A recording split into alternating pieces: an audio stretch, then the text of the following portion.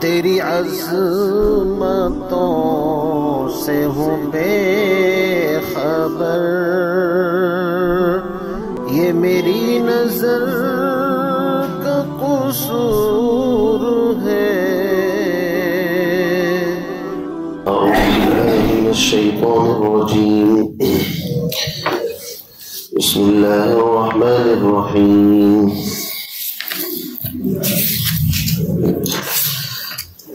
اللہ لا الہ الا هو الحی القیوم لا تأخذه سنة ولا نوم له ما في السماوات وما في الأرض من ذا الذي يشفع عنده إلا بإذنه يعلم ما بين أيديهم وما خلفهم ولا يحيطون بشيء من علمه إلا بما شاء وسع كرسيه السماوات والأرض ولا يؤوده حفظهما وهو العلي العظيم۔ صدق اللہ العظیم۔ ان آیات کا نام آیت الکرسی ہے۔ تقریباً 50 کلمات ہیں اور ہر کلمے میں ایک رحمت اللہ رب العزت کی طرف سے بندوں کی طرف متوجہ ہوتی ہے۔ قرآن پاک کی سب سے عظمت والی آیت، سب سے بڑی آیت، سب سے اہم آیت آپ اس کو کہہ سکتے ہیں۔ ابی بن کعب رضی اللہ تعالیٰ عنہ سے نبی علیہ السلام نے معلوم کیا، حالانکہ اللہ کے نبی تو سب سے بڑے عالم ہیں، کہ ابی بن کعب قرآن پاک کی سب سے عظمت والی آیت کون سی ہے؟ تو پہلے تو ادباً عرض کیا اللہ و رسولہ عالم، اللہ اس کے رسول زیادہ جانتے ہیں، میں کیا بتاؤں آپ کے سامنے۔ پھر جب آپ نے دوبارہ سوال کیا تو فرمایا اے اللہ کے نبی، آیت الکرسی اللہ لا الہ الا هو الحی القیوم۔ تو آپ خوشی سے حضرت ابی کے سینے پر ہاتھ مارا اور کہا کہ تمہیں علم مبارک ہو، بہت صحیح جواب آپ نے دیا۔ یہ آیت وہ ہیں کہ جن میں اللہ کی عظمت، کبریائی، بڑائی اور شرک کی جڑ کاٹ کر کے رکھ دی گئی ہے، اور پوری کائنات کا خلاصہ ہے اللہ کی بڑائی، اللہ کی عظمت، اللہ اکبر، اللہ سب سے بڑے ہیں۔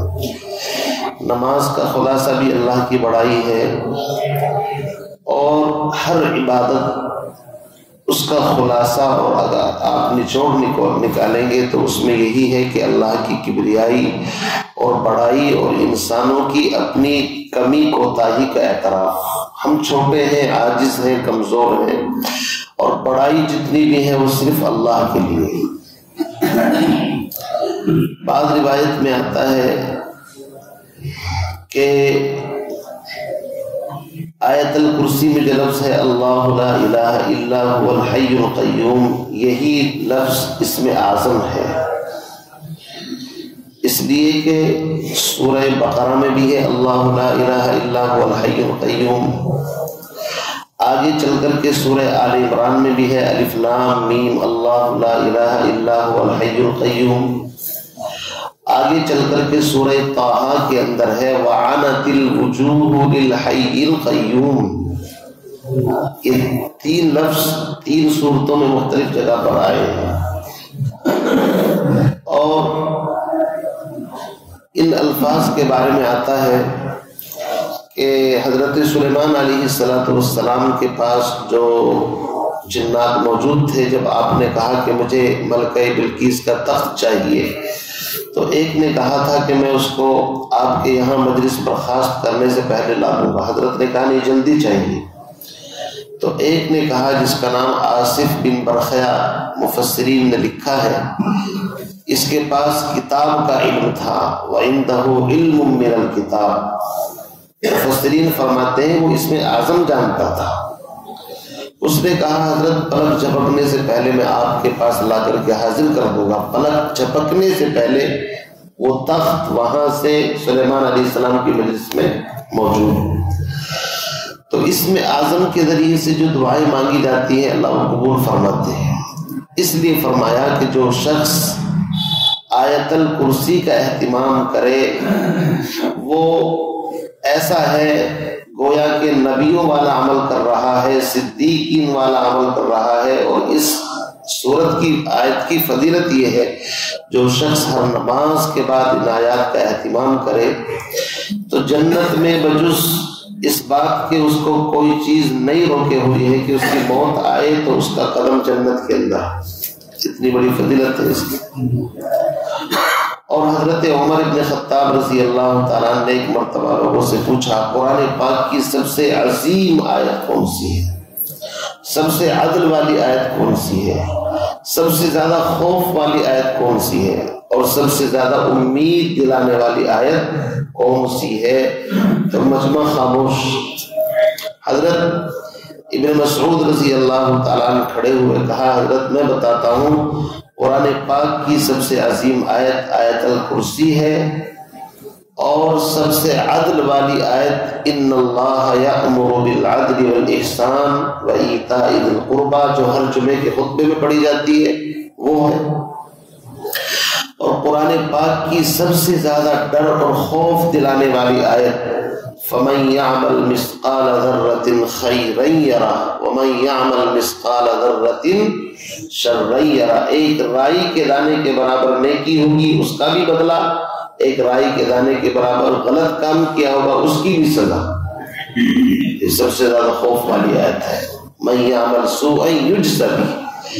اور سب سے زیادہ امید والی آیت قُلْ يَا عِبَادِيَ الَّذِينَ أَسْرَفُوا عَلَىٰ أَنفُسِهِمْ لا تقنطوا من رحمت اللہ ان اللہ یغفر الذنوب جميعا۔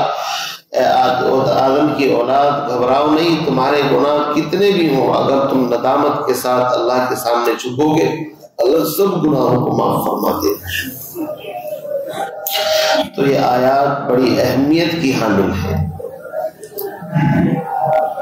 بعض مفسرین نے ایک روایت نقل کی ہے کہ نبی علیہ السلام نے اپنے صحابہ میں سے ایک صحابی سے پوچھا آپ نے شادی نہیں کی؟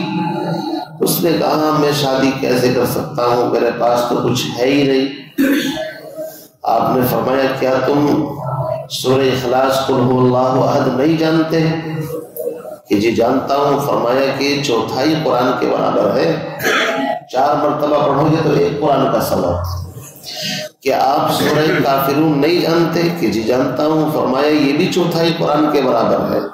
پھر سورہ زلزال کے بارے میں بتایا، پھر سورہ نصر کے بارے میں، پھر فرمایا آیت الکرسی نہیں جانتے؟ کہ جی یہ قرآن پاک کی 1/3 کے برابر ہے، یعنی 3 مرتبہ پڑھنے سے 1 قرآن پاک کا ثواب مل جاتا ہے۔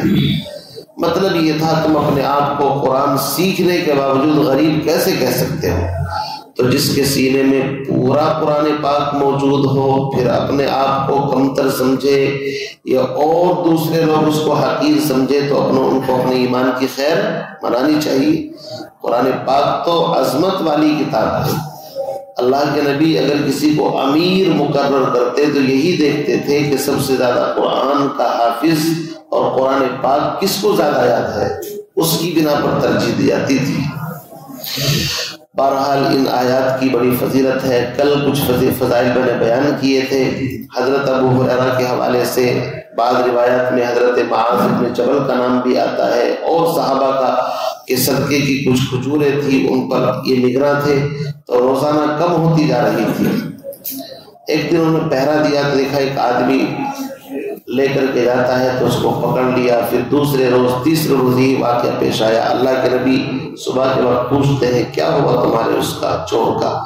کہ اللہ کے نبی چھوڑ دیا، بال بچوں دار تھا، یہ ہے۔ فرمایا پھر آئے گا پھر آئے گا۔ تیسری مرتبہ جب اس کو پکڑا کہ نبی کے پاس لے کر کے جانا ہے اب نہیں چھوڑوں گا، تو اس نے کہا کہ میں تمہیں ایک چیز بتاتا ہوں۔ فرمایا کہ تمہارے شہر کے اندر اللہ کے نبی آئے تو ہم لوگ یہاں سے بھاگ کر کے نصیبین ایک جگہ ہے وہاں چلے گئے۔ اب ظاہر بات ہے قرآن کا نزول ہو رہا ہے، ہماری ہمت نہیں ہوتی، تو انہوں نے آیت الکرسی اور سورہ بقرہ کی آخری آیات، ایک روایت کے اعتبار سے صرف سورہ بقرہ کی یہ آیت الکرسی، اور ایک روایت میں اس کے ساتھ سورہ بقرہ کی آخری آیات بھی ہے۔ جو شخص ان کو پڑھنے کا اہتمام کرے وہاں کبھی جن داخل نہیں ہو سکتا اس گھر کے اندر۔ اور بعض روایت میں یہاں تک آیا ہے کہ جو شخص رات کو سوتے وقت سورہ آیت الکرسی مطلب یہ پڑھے سورہ بقرہ کی آیت کو، تو اللہ اس گھر کی حفاظت فرماتے ہیں، اس کے پڑوسیوں کی اور اس کے پڑوسیوں کے پڑوسیوں کی حفاظت فرماتے ہیں۔ کتنی بڑی حفاظت کی چیز اللہ نے ہمیں عطا فرمائی ہے، پھر بھی ہم لوگ پریشان۔ وجہ یہ ہے کہ ہم نے قرآن کو چھوڑ دیا۔ وہ معزز تھے زمانے میں مسلمان ہو کر، اور ہم خار ہوئے تاریک قرآن ہو کر قرآن کو چھوڑا ہے۔ ہم ذلت کے گہرے غار کے اندر گر چکے ہیں، ورنہ یہ قوم معزز تھی جب تک قرآن پاک کو پکڑے ہوئے تھی، اور ان کی عزت اسی وقت واپس آ سکتی ہے جب دوبارہ قرآن پاک سے جڑیں گے۔ اس لیے قرآن پاک کو خود بھی سیکھیں، اس کے مطالب کو علماء سے سنیں، تفسیر کے حلقوں میں محتاج بن کر کے بیٹھیں، تاکہ قرآن پاک سن کر کے پتہ چلے اللہ اس میں فرماتا کیا ہے۔ فرمایا اللہ لا الہ الا هو الحی القیوم، دیکھیں اس میں اللہ کی کتنی بڑائی ہے۔ فرمایا اللہ وہ ہے، اس کے علاوہ کوئی الہ نہیں، کوئی معبود نہیں۔ الحی القیوم، وہ ہمیشہ سے ہے، ہمیشہ رہے گا، زندہ ہے۔ الحی، ساری دنیا کو اس نے زندگی عطا فرمائی، لیکن یہ زندگی عارضی ہے، موت پر ختم، لیکن خود ایسا زندہ ہے کہ ہمیشہ سے ہے، الحی، اور ہمیشہ رہے گا۔ القیوم، ساری دنیا کو تھامنے والا، آسمان کو زمین پر گرنے سے تھامنے والا، ساری مخلوق کو ان کی صفات، ان کے خواص دے کر کے ان کو باقی رکھنے والا جب تک چاہتا ہے۔ لا تأخذہ سنۃ ولا نوم، نہ اس کو اونگ آتی ہے نہ نیند آتی ہے۔ اس آیت کے ذیل میں بعض مفسرین نے ایک ضعیف روایت نقل کی ہے۔ ضعیف اس لیے کہہ رہا ہوں کہ کوئی زیادہ مستند نہیں ہے، اور آیت کا سمجھنا اس پر موقوف نہیں ہے، کہ بنی اسرائیل کے بعد حضرات نے حضرت موسیٰ علیہ السلام سے کہا کیا تمہارا رب سوتا نہیں ہے؟ تو موسیٰ علیہ السلام نے کہا کیا بات کرتے ہو، استغفر اللہ، استغفار پڑھو، لا حول ولا قوت، کیسی بات ہے، رب بھی سوتا ہے؟ اللہ کی طرف سے وحی آئی کہ ان کو سمجھاؤ، پریکٹیکل ان کو دکھاؤ، اپنے ہاتھ میں 2 بوتل یا 2 کانچ لے لیجیے اور رات کو ذرا ان کو لے کر کے بیٹھ جائیے۔ چنانچہ جب تہائی رات کا قریب آیا تو ان کو اونگ آئی تو نیچے گرے، پھر سنبھلے، لیکن کب تک؟ نیند تو بہرحال نیند آتی ہے، انسان کی کمزوری ہے نیند کا آنا۔ پھر رات میں جب وہ سوئے تو وہ دونوں گری ٹوٹ گئی۔ فرمایا تمہارا رب اگر سوتا تو ایک کارخانہ اب تک کا کبھی درہم برہم ہو گیا ہوتا۔ تو رب کبھی غافل نہیں ہوتا۔ ہم سب اس زمین آسمان کی اس پلین کے اندر سوار ہیں، اور اس کا جو پائلٹ ہے اللہ چلانے والا، وہ کبھی نہ اونگ آتی ہے نہ نیند آتی ہے۔ رات کو پکارو، رات میں بھی سنتا ہے، جب چاہو پکارو، اس وقت بھی تمہاری پکار سنتا ہے۔ فرمایا لہو ما فی السماوات و ما فی الارض، آسمان اور زمین میں جو بھی کچھ ہے وہ سب اسی کی ملکیت میں ہے۔ اس لیے تھوڑا بہت اللہ نے جو ہمیں کچھ دے رکھا ہے، اس پر ناز اور گھمنڈ نہ کیا کرو، یہ اللہ کی عطا ہے، جب چاہے گا چھین لے گا۔ ٹیمپریری عارضی ملکیت ہے ہماری اور آپ کی، کہ میں اس مکان کا مالک، میں دکان کا مالک، میں کارخانوں کا کوئی نہیں۔ اصل ملکیت کس کی ہے؟ اللہ کی۔ لہو ما فی السماوات و ما فی الارض، من ذا الذی یشفع عنده الا باذنہ، اس کی مرضی کے بغیر کون ہے جو اس کی بارگاہ میں سفارش کر سکے؟ کل میں نے تفصیل کے ساتھ کسی قدر بتا دیا تھا کہ انبیاء علیہ السلام کی شفاعت ہوگی، فرشتے سفارش کریں گے، نیک لوگ سفارش کریں گے، یہاں تک کہ کسی کے دل میں رائی کے دانے کے برابر بھی ایمان ہوگا، اللہ جہنم سے اس کو نکال کر کے جنت میں داخل فرما دیں گے، رائی کے دانے کے برابر بھی اگر ایمان ہے۔ لیکن جس کے پاس ایمان نہیں، اس کی کوئی سفارش نہیں ہے۔ یعلم ما بین ایدیہم وما خلفہم، اب اس کا علم دیکھو، وہ جانتا ہے اس چیز کو، ما بین ایدیہم، جو ان کے آگے ہے اور جو ان کے پیچھے ہے، یعنی اول آخر ہر چیز کا علم، انسان کی پیدائش سے پہلے، دنیا کے بنانے سے پہلے، اور جب دنیا فنا ہو جائے گی اس کے بعد کا A to Z علم اس کے پاس پہلے سے موجود ہے۔ وَلَا يُحِيطُونَ بِشَيْءٍ مِّنْ عِلْمِهِ إِلَّا بِمَا شَاءَ، اور اس کے علم میں سے کوئی احاطہ نہیں کر سکتا کسی بھی چیز کا مگر وہ جو وہ چاہے۔ کیا مطلب؟ اللہ نے کچھ علم امت کو، لوگوں کو، نبیوں کو، مختلف لوگوں کو دیا ہے، لیکن کتنا؟ جتنا وہ چاہتا ہے اتنا۔ حضرت موسیٰ و خضر کے واقعے میں آئے گا کہ موسیٰ علیہ السلام اور خضر جب کشتی میں سفر کر رہے تھے تو اس کشتی کے کنارے پر آ کر کے ایک پرندہ بیٹھا اور اس نے سمندر میں سے چونچ سے پانی لے لیا۔ حضرت خضر نے فرمایا موسیٰ علیہ السلام سے کہ میرا اور آپ کا علم اللہ کے علم کے سامنے اتنا ہی ہے جتنا ایک قطرہ اس پرندے نے اور اس چھوٹے سی چڑیا نے اپنے منہ کے اندر سمندر میں سے جو پانی لیا ہے، بس ہمارا اور آپ کا علم اللہ کے سامنے اتنا ہی ہے۔ تو سارا علم کس کے پاس ہے؟ اللہ کے پاس ہے۔ اور تھوڑا بہت علم، اس لیے قرآن میں خود کہا ہے وَمَا أُوتِيتُم مِّنَ الْعِلْمِ إِلَّا قَلِيلًا، انسانوں تمہیں تو بہت کم علم ہم نے دیا ہے، اور ہم کم علم کے اوپر بھی بڑا ناز کرتے ہیں کہ ہم جیسا کوئی نہیں۔ اللہ حفاظت فرمایا وسع کرسیہ السماوات والارض، اس کی کرسی آسمانوں اور زمینوں کو وسیع ہے، یعنی آسمان اور زمین کے مقابلے میں کرسی بڑی ہے اور کرسی کے مقابلے میں عرش بڑا ہے۔ کیسے؟ فرمایا کرسی کے سامنے زمین آسمان ایسے ہے جیسے کوئی چھلا کسی برتن میں ڈال دیا جائے، یا انگوٹھی اگر کسی بڑے میدان میں ایک انگوٹھی ڈال دے تو بڑے میدان کے سامنے انگوٹھی کی کیا حیثیت ہے؟ آسمان اور زمین کرسی کے سامنے ایسے ہی ہے، اور کرسی عرش کے سامنے ایسی ہی حیثیت رکھتی ہے۔ اور پھر اللہ اپنی شان کے مطابق عرش پر جلوہ افروز ہے۔ اس کیفیت کو ہم اپنی کرسی کے اوپر قیاس نہ کریں، چونکہ ہم مخلوق ہیں اور اپنی طرح اللہ کو ہم قیاس نہیں کر سکتے۔ اللہ رب العزت کے ید بھی ہے اور اللہ رب العزت کی کرسی بھی ہے، عرش بھی ہے، لیکن ان کے معنی ہم اپنی طرف سے طے نہیں کر سکتے۔ یہ متشابہات میں سے ہے۔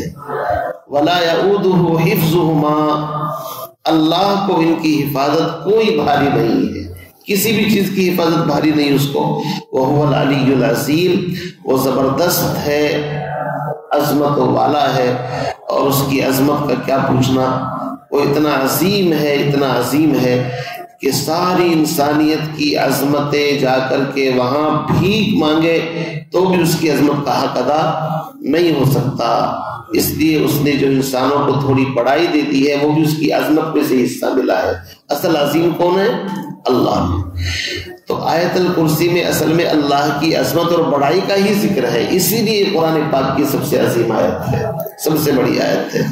اللہ تعالیٰ سے دعا فرمائے مجھے آپ کو آیت الکرسی کو خود بھی سیکھنے کی، اپنے بچوں کو، اپنے گھر والوں کو سکھا کر کے عملی طور سے زندگی میں داخل کرنے کی توفیق عطا فرمائے۔ سبحان اللہ و بحمدہ، سبحانک اللہم و بحمدک، ونشہد ان لا الہ الا انت۔